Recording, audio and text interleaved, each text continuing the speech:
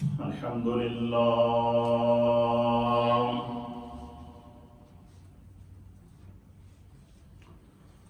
الحمد لله نحمده ونستعينه ونستغفره ونؤمن به ونتوكل عليه ونعوذ بالله من شرور أنفسنا ومن سيئات أعمالنا من يهده الله فلا مضل له ومن يضلله فلا هادي له ونشهد أن لا إله إلا الله ونشهد أن سيدنا وسندنا ونبينا ومولانا محمدا عبده ورسوله أما بعد فأعوذ بالله من الشيطان الرجيم بسم الله الرحمن الرحيم إنما المؤمنون الذين إذا ذكر الله وجلت قلوبهم وإذا تليت عليهم آياته زادتهم إيمانا وعلى ربهم يتوكلون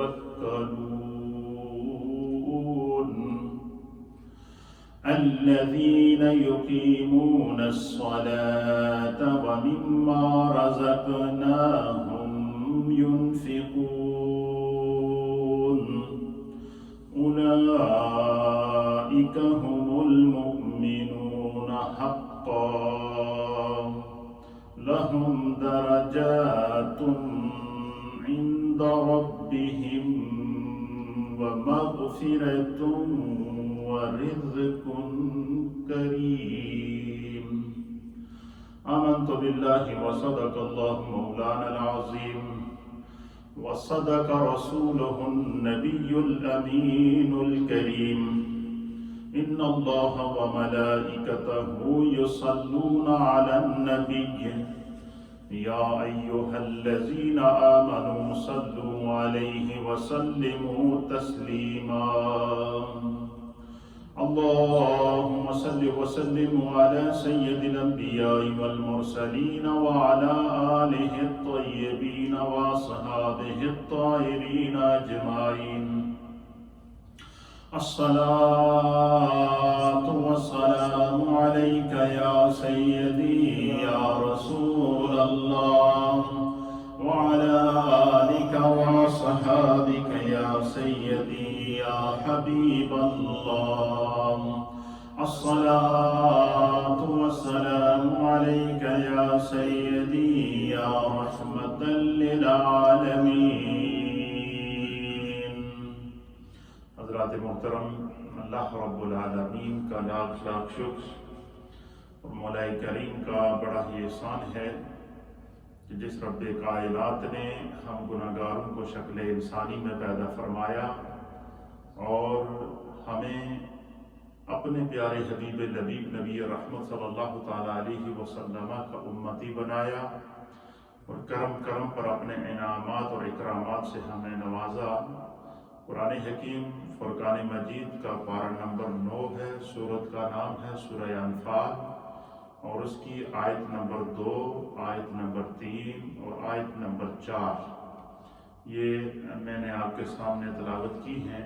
2 سے 4 تک کی آیات ہیں۔ اس میں اللہ رب العالمین نے اہل ایمان کی خصوصیات بیان فرمائی کہ جن لوگوں کو اللہ ایمان کی دولت عطا فرماتا ہے، جو خوش قسمت صاحب ایمان ہیں، اور اللہ کے نزدیک ان کا کیا مرتبہ کیا مقام ہے، اور دنیا کے تمام مذاہب کے لوگوں میں سے اہل ایمان کی کیا خصوصیات ہیں کہ جن کو اللہ تعالیٰ خصوصیت کے ساتھ ذکر فرما رہا ہے۔ تو اللہ تعالیٰ نے ایمان والوں کی شان کو بیان کرتے ہوئے پہلے ان آیات کا ترجمہ سنیں، پھر میں اس کی تفسیر کی چند نقاط آپ کی خدمت میں پیش کروں گا۔ اللہ فرماتا ہے انما المؤمنون الذین اذا ذکر اللہ وجلت قلوبہم، فرمایا کہ وہی لوگ کامل مومن ہیں کہ جب اللہ کا ذکر کیا جائے، جب ان کے سامنے اللہ کا ذکر کیا جائے یا ان کے کان میں اللہ کے ذکر کی آواز پڑ جائے تو وجلت قلوبہم، تو ان کے دل خوفزدہ ہو جاتے ہیں اور وہ اللہ کے ذکر کے اندر محو ہو جاتے ہیں، ان پر خشیت طاری ہوتی ہے۔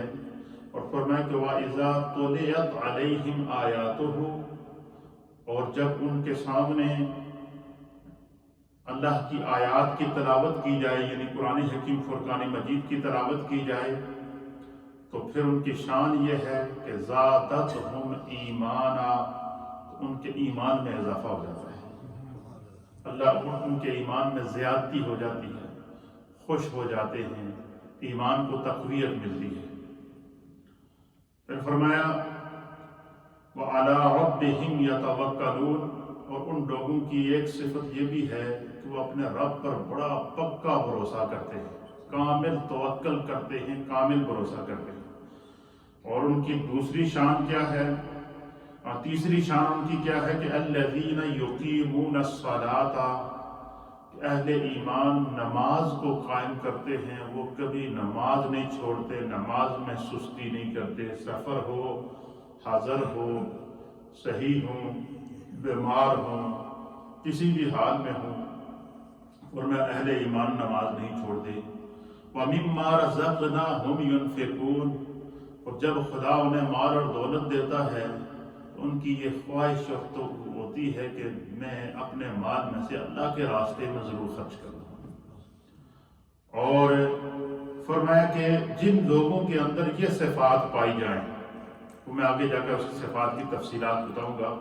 پھر اللہ فرماتا ہے اولئک هم المؤمنون حقا، فرمایا کہ یہی وہ لوگ ہیں جو برحق مومن ہیں، جو لوگ جن کے سامنے خدا کا ذکر ہو تو ان کے دل خوفزدہ ہو جائیں اور اللہ کے ذکر میں محو ہو جائیں، اور جب ان کے سامنے قرآن کی تلاوت کی جائے تو ان کے جو ہے وہ ایمان میں زیادتی ہو جائے، اور جب ان کے کان میں اذان کی آواز پڑے تو ان کو دنیا کا ہر کام چھوڑ کر نماز کی فکر لگ جائے، اور جب انہیں خدا مال اور دولت عطا فرمائے تو ان کی شان یہ ہے کہ وہ کیا کرتے ہیں، مما رزقناہم ينفقون، تو وہ اللہ کے دیے ہوئے مال میں سے ان کی خواہش ہوتی ہے کہ میں خدا کے راستے میں خرچ کروں تاکہ اللہ مجھ سے خوش ہو اور میرے رزق میں اللہ کیا کرے، اضافہ کرے۔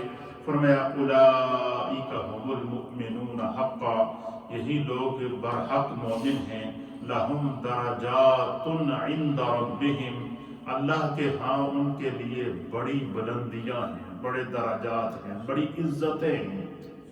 اللہ نے ان لوگوں کو عزت والا بنایا ہے۔ کون سے لوگوں کو عزت والا بنایا ہے؟ جو خدا کا ذکر سنیں تو ان کی خواہش ہو کہ ہم ذکر کی مجلس میں چلے جائیں، جب خدا کا ذکر کی آواز ان کے کان میں پڑے تو آٹومیٹک ان کی زبان سے اللہ کا ذکر جاری ہو جائے، سبحان اللہ، الحمدللہ، اللہ اکبر، لا الہ الا اللہ، واللہ اکبر، وللہ الحمد۔ فرمایا کہ جب کہیں سے بھی خدا کے ذکر کی آواز کان میں پڑے تو ان کی زبان پر آٹومیٹکلی ذکر جاری ہو جائے۔ کیوں؟ کہ ان کے دل، ان کی زبان ہمیشہ اللہ کے ذکر سے کیا رہتی ہیں، تر رہتی ہیں۔ اور پھر فرمایا کہ لہم، کہ ان کے رب کے ہاں جو ہے ان کے درجات ہیں، اللہ نے ان کو عزت اور عروج عطا فرمایا۔ وَمَغْفِرَةٌ وَرِزْقٌ كَرِيمٌ، اللہ تعالیٰ ایسے لوگوں سے جب خوش ہوتا ہے تو ان کو دو انعام عطا کرتا ہے۔ جو لوگ اللہ کا ذکر سن کے ذکر کرتے ہیں، ذکر کی مجلس میں ان کو دعوت دی جائے اور فوراً آ کر اللہ کے ذکر کی مجلس میں بیٹھ جاتے ہیں، کہیں بھی ان کو پتہ چل جائے کہ فلاں جگہ مجالس ذکر ہو رہی ہے تو وہ چلے جائیں کہ شاید اس مجلس ذکر کی وجہ سے اللہ مجھ سے خوش ہو جائے، تو فرمایا کہ پھر جو ہے وہ اللہ تعالیٰ جو ہے وہ پھر وہ نماز قائم کرتے ہیں، آذان سنیں تو نماز قائم کرتے ہیں، تو وہ کیا ہوتا ہے؟ فرمایا کہ اللہ کے ہاں ان کی بڑی عزت ہے، اللہ تعالیٰ ان کو دنیا میں عزت عطا فرماتا ہے۔ اور پھر کیا ہوتا ہے؟ وَمَغْفِرَةٌ، پھر خدا ان کی مغفرت کر دیتا ہے، ان کے گناہوں کو اللہ کیا کر دیتا ہے؟ بخش دیتا ہے۔ وَرِزْقٌ كَرِيمٌ، اور اللہ انہوں نے رزق میں بڑا اضافہ دیتا ہے، خدا ان کو اتنا رزق دیتا ہے، اتنا رزق دیتا ہے، خود بھی کھاتے ہیں اور دوسروں کو بھی کھلاتے ہیں، خود بھی اپنے بال بچے کے اوپر، اپنی آل اولاد پر خرچ کرتے ہیں، اور ان کی خواہش یہ ہوتی ہے کہ جو کچھ میرے پاس ہے خدا کے راستے میں خرچ ہو جائے، کسی ضرورت مند کے کام آ جائے۔ تو فرمایا جن لوگوں کے اندر یہ صفات ہوں تو یہ اللہ تعالیٰ نے اہل ایمان کی خصوصیات بیان فرمائی ہیں۔ تو یہ قرآن حکیم فرقان مجید کی پارہ نمبر 9 ہے، اور سورت کا نام ہے سورہ انفال۔ اس کے اندر اللہ تعالیٰ نے جو ہے وہ اہل ایمان کی ان صفات اور ان کمالات کو بیان فرمایا ہے۔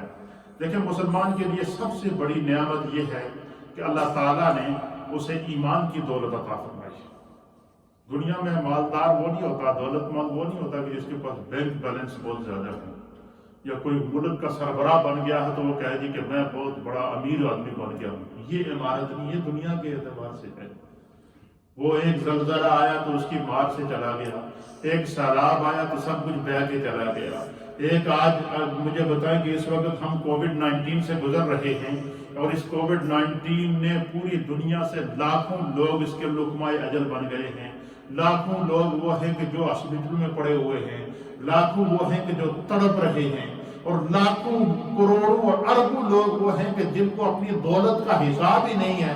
لیکن جب کووڈ-19 نے انہیں گھیرا تو آج ان کی دولت انہیں ایک انجیکشن خریدنے کی توفیق نہیں دے رہی ہے، آج ان کی دولت انہیں ایک گولی خریدنے کی جو ہے وہ توفیق نہیں دے، ان کی دولت ان کو ایک گولی کی توفیق نہیں دے رہی ہے۔ تو پتہ چلا کہ یہ جو دنیا کی دولت ہوتی ہے، یہ جو ہے وہ یہ اصل دولت مند شخص نہیں ہوتا۔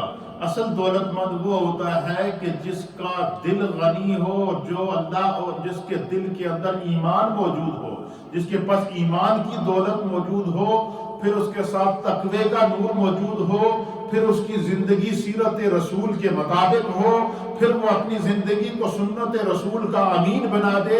فرمایا کہ سب سے مفسرین کہتے ہیں کہ سب سے بڑا دولت مند وہ شخص ہے کہ جس کی زندگی میں ایمان موجود ہے، سب سے بڑا دولت مند شخص وہ ہے جس کی زندگی میں نماز موجود ہے، سب سے بڑا دولت مند شخص وہ ہے جس کی زندگی میں زکوٰۃ موجود ہے، سب سے بڑا دولت مند شخص وہ ہے کہ جس کی زندگی کے اندر حج موجود ہے، سب سے بڑا دولت مند شخص وہ ہے جس کی زندگی میں روزہ موجود ہے، سب سے بڑا دولت مند شخص وہ ہے جس کی زندگی میں صدقہ موجود ہے، سب سے بڑا دولت مند شخص وہ ہے جس کی زندگی میں قربانی موجود ہے، سب سے بڑا دولت مند شخص وہ ہے کہ جس کے اندر احساس موجود ہے، سب سے بڑا دولت مند شخص وہ ہے جس کے اندر انسانیت موجود ہے، سب سے بڑا دولت مند وہ شخص وہ ہے جو دوسرے کے دکھ کو اپنا دکھ سمجھ رہا ہو، سب سے بڑا دولت مند شخص وہ ہے جو کسی کی مشکل میں دوسرے کے کام آ جائے۔ فرمایا اصل میں دولت مند وہ ہے۔ ہم نے دنیا میں دولت کا معیار یہ بنا لیا ہے کہ جس کے پاس پیسہ زیادہ ہو وہ دولت مند ہے۔ فرمایا قرآن کہتا ہے نہیں،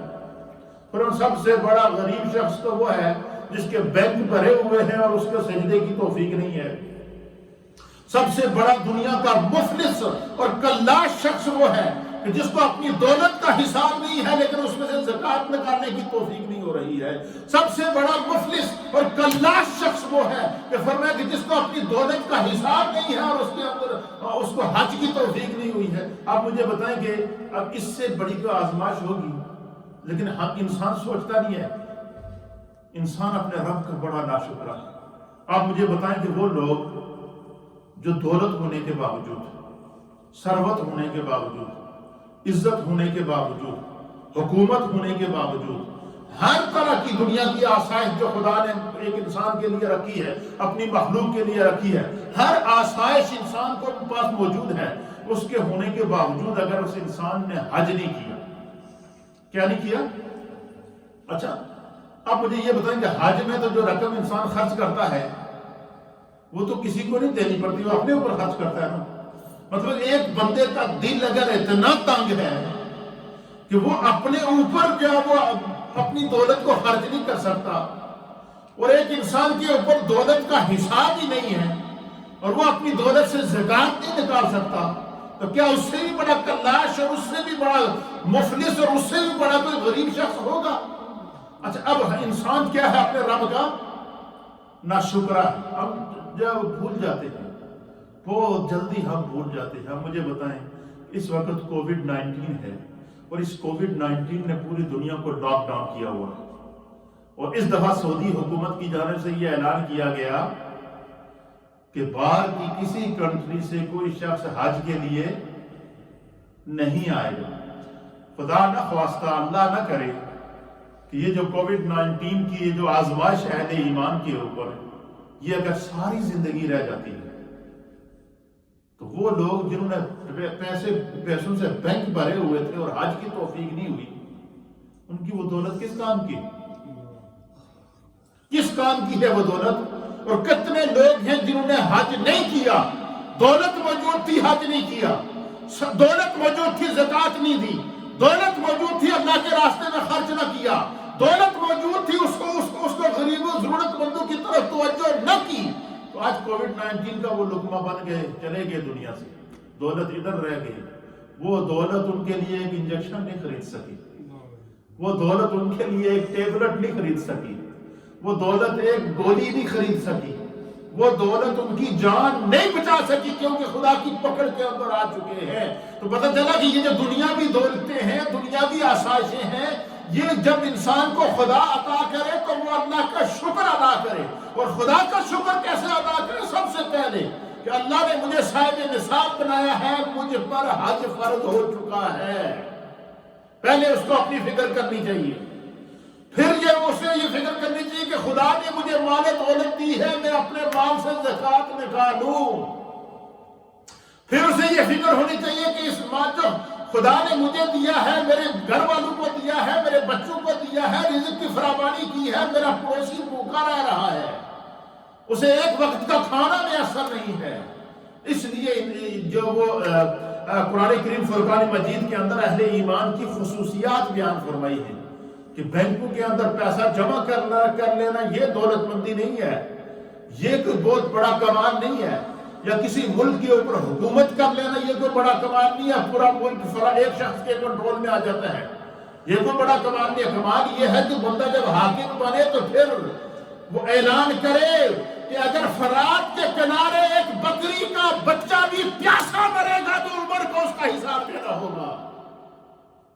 پھر جب حاکم بنے تو سیدنا فاروق اعظم جب حاکم مدینہ بنے، ریاست مدینہ کے سربراہ بنے، آپ بیٹھے ہوئے تھے، صحابہ اکرام سامنے بیٹھے تھے، زلزلہ ہوا۔ کیا ہوا؟ زلزلہ ہوا، زمین نے ہلنا شروع کر دیا۔ فاروق اعظم نے اپنا درہ اٹھایا اور 3 دفعہ زمین پر مارا اس طرح، اور کہا کہ اے زمین ٹھہر جا، کیا تجھ پر عمر نے انصاف نہیں کیا؟ اگر تجھ پر عمر نے انصاف نہیں کیا تو آج زلزلے، پھر تو جو جتنا مرضی اس زمین کو گردش دے دے، لیکن اگر عمر نے تم پر انصاف قائم کیا ہے تو پھر زلزلے رک جا۔ روایات کے اندر آتا ہے، اہل سیر نے لکھا ہے، علامہ ابن اسیر جزری نے اس بات کو لکھا ہے، علامہ ابن کثیر نے تاریخ ابن کثیر کے اندر اس بات کو لکھا ہے، تاریخ طبری کے اندر یہ بات موجود ہے کہ فاروق اعظم کا درہ زمین پر پڑنا تھا تو زلزلہ رک گیا۔ کیا ہو گیا؟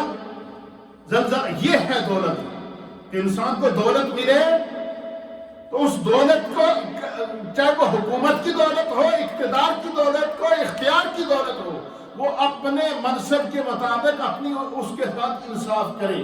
تو اللہ تعالیٰ نے یہاں ان آیات کے اندر اہل ایمان کی خصوصیات بیان فرمائی ہیں، اور ان آیات سے جو سبق ملتا ہے وہ سبق کیا ہے کہ دنیا میں دولت مند شخص وہ ہے جس کے پاس ایمان کی دولت موجود ہے۔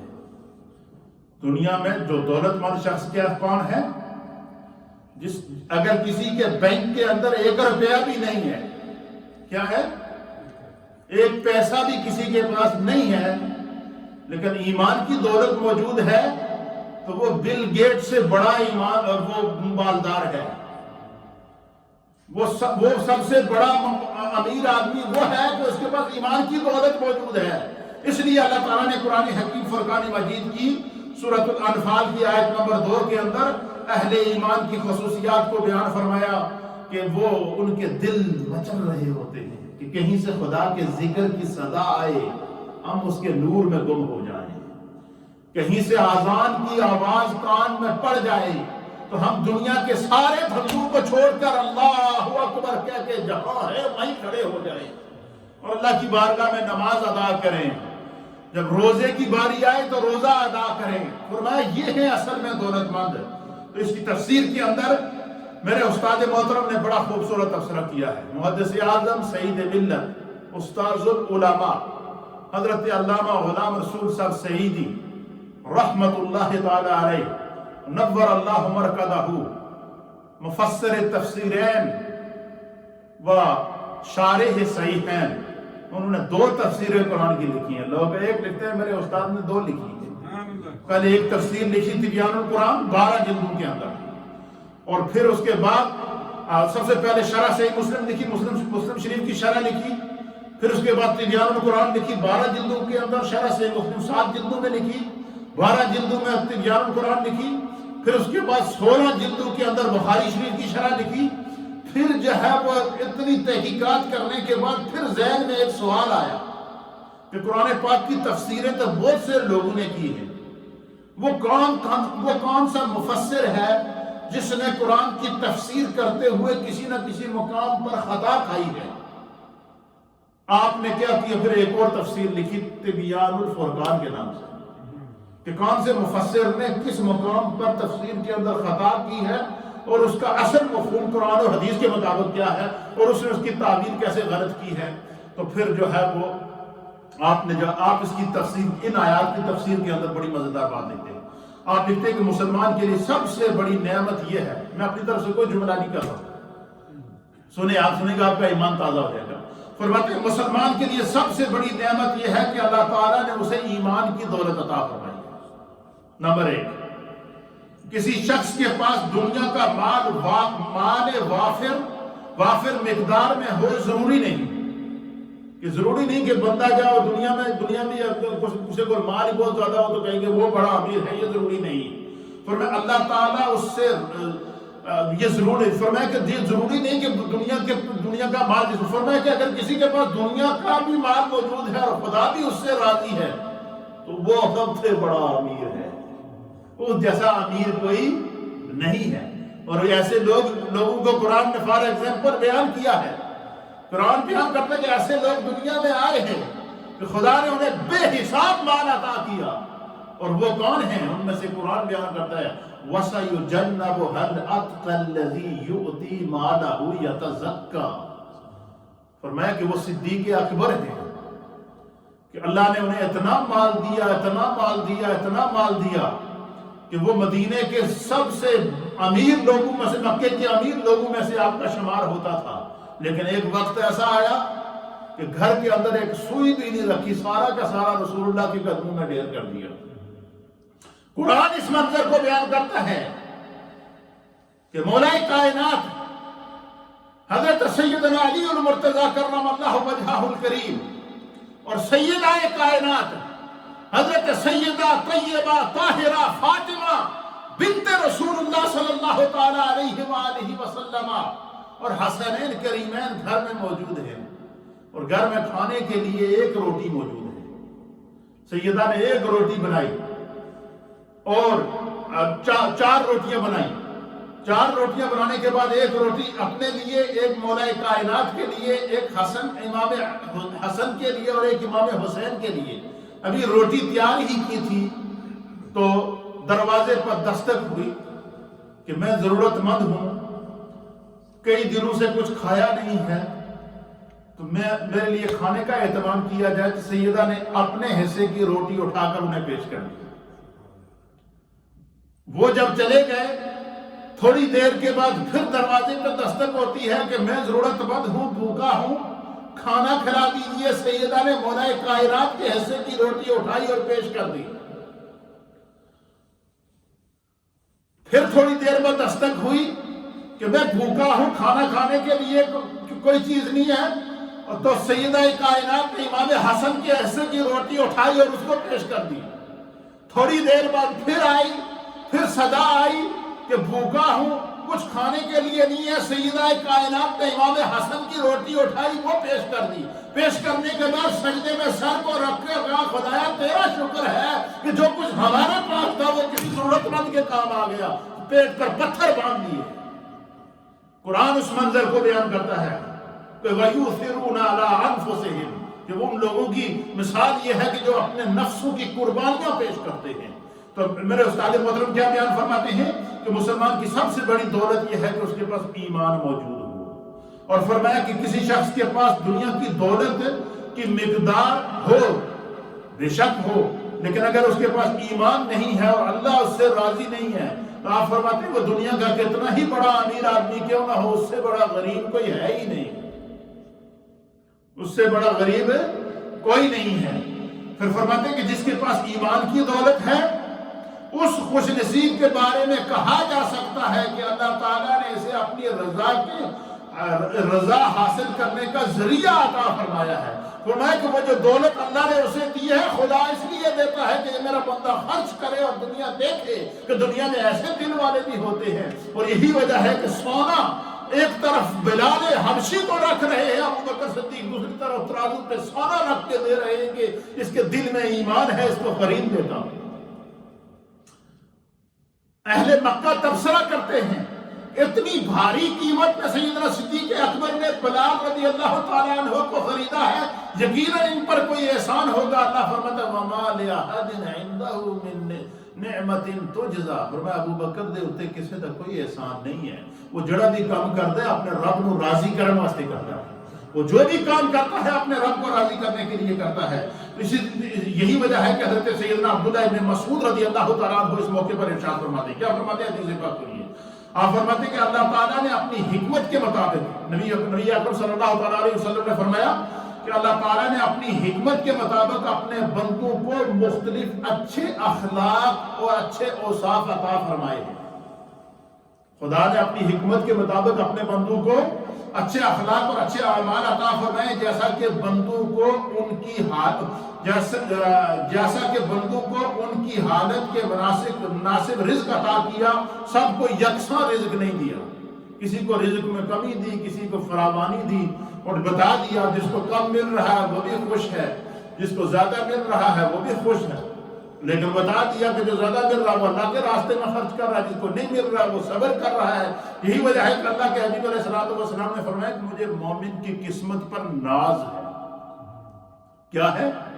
مجھے مومن کی قسمت پر ناز ہے۔ فرمایا کہ اسے کوئی نعمت ملتی ہے تو شکر کرتا ہے، اور اگر اس سے کوئی نعمت چلی جائے تو صبر کرتا ہے۔ فرمایا خدا نے شکر میں بھی اجر رکھا ہے، اللہ نے صبر میں بھی اجر رکھا ہے۔ اس لیے ان آیات کے اندر یہ ہمیں جو تعلیم دی جا رہی ہے وہ کیا تعلیم ہے؟ اللہ تعالیٰ نے ان آیات میں جو ہے وہ اہل ایمان کے لیے اہل ایمان کی 5 صفتیں بیان فرمائی ہیں۔ آخری بات ان آیات کا نتیجہ سنیں، اہل ایمان کی ان آیات میں 5 صفتیں بیان فرمائی۔ پہلی صفت کیا ہے کہ ان کی وجلت قلوبہم، ان کے دلوں کے اندر اللہ کا کیا ہوتا ہے؟ خوف ہوتا ہے، وہ خوف خدا رکھتے ہیں، خدا کا ذکر کرتے ہیں۔ اور دوسری کیا ہے کہ تلاوت قرآن سننے پر کیا ہوتا ہے؟ ان کے ایمان کے اندر زیادتی ہوتی ہے۔ جب کہیں سے بھی تلاوت قرآن ہو ان کے ایمان میں کیا ہوتی ہے؟ زیادتی، ان کا ایمان زیادہ ہوتا ہے۔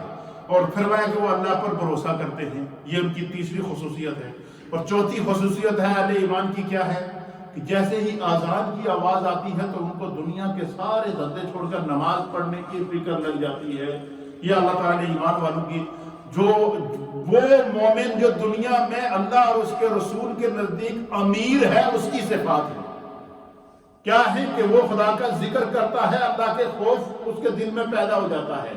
دوسری کیا ہے؟ قرآن کی تلاوت کہیں سے کان میں پڑے اس کے ایمان میں اضافہ ہو جاتا ہے۔ اور تیسری کیا ہے کہ وہ اللہ تعالیٰ پر بھروسہ کرتا ہے۔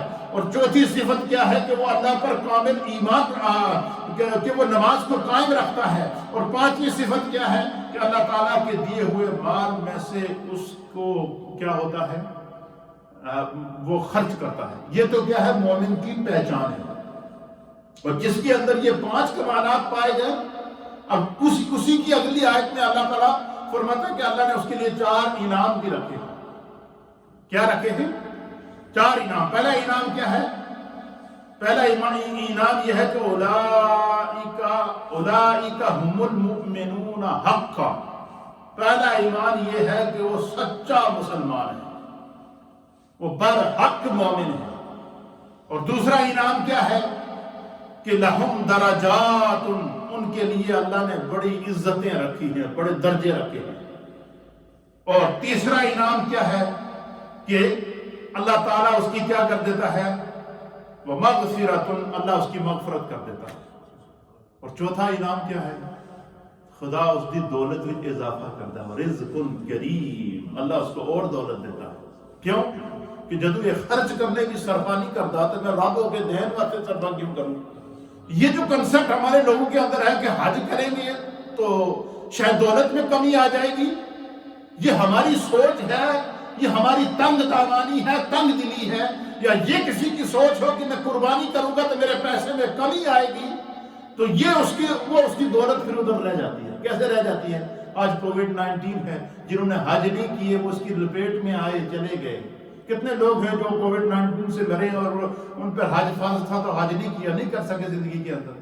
ابھی بھی دیکھیں کہ اس وقت ہمارے پاس پیسہ موجود ہے، دولت موجود ہے، ان لوگوں کی میں بات کر رہا ہوں جن کے اوپر حج فرض ہے تو انہوں نے حج نہیں کیا، اب اس سال حج پہ پابندی ہے، وہ نہیں جا سکتے۔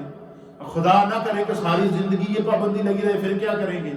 اس لیے زندگی کا بھروسہ نہیں، اس لیے کہتے ہیں آگاہ اپنی موت سے کوئی بشر نہیں، ساما ہے 100 برس کا پل کی خبر نہیں۔ جیسے ہی انسان کے پاس کوئی دولت آئے، عزت آئے، ثروت آئے، موقع آئے، کسی بھی حالت میں اس کی نیت یہ ہونی چاہیے کہ میرا یہ عمل خدا کی رضا کا سبب بن جائے، میرا پیسہ اللہ کی رضا کا سبب بن جائے، میری دولت اللہ کی رضا کا سبب بن جائے، مجھے اللہ نے اقتدار دیا ہے تو اللہ کی رضا کا سبب بن جائے، مجھے اللہ نے اختیار دیا ہے تو اللہ کی رضا کا سبب بن جائے، مجھے خدا نے اپنے گھر کا کفیل بنایا ہے تو میں اللہ کی رضا کا سبب بن جاؤں، مجھے اللہ نے اپنے خاندان کا جو ہے سربراہ بنایا ہے تو میں اپنے بیوی بچوں اور بچیوں کے اندر انصاف قائم کر سکوں، میں ان کی اچھی تربیت کر سکوں۔ فرمایا جس انسان کی یہ سوچ موجود ہے، قرآن کہتا ہے اصل دولت مند وہ ہے، اصل مالدار وہ ہے، اصل بینک بیلنس اس کا وہ ہے، اور یہ ایسا بینک بیلنس ہے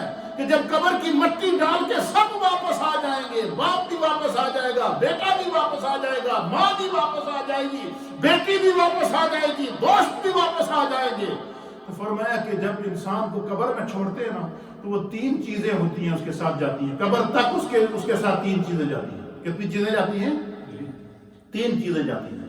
ایک اس کا مال جاتا ہے، ایک اس کے رشتہ دار جاتے ہیں، اور تیسرا اس کا عمل جاتا ہے۔ فرمایا وہ قبر میں ڈالنے تک وہ یہ تینوں اس کے ساتھ ہوتے ہیں، قبر میں ڈالنے تک کیا ہوتے ہیں؟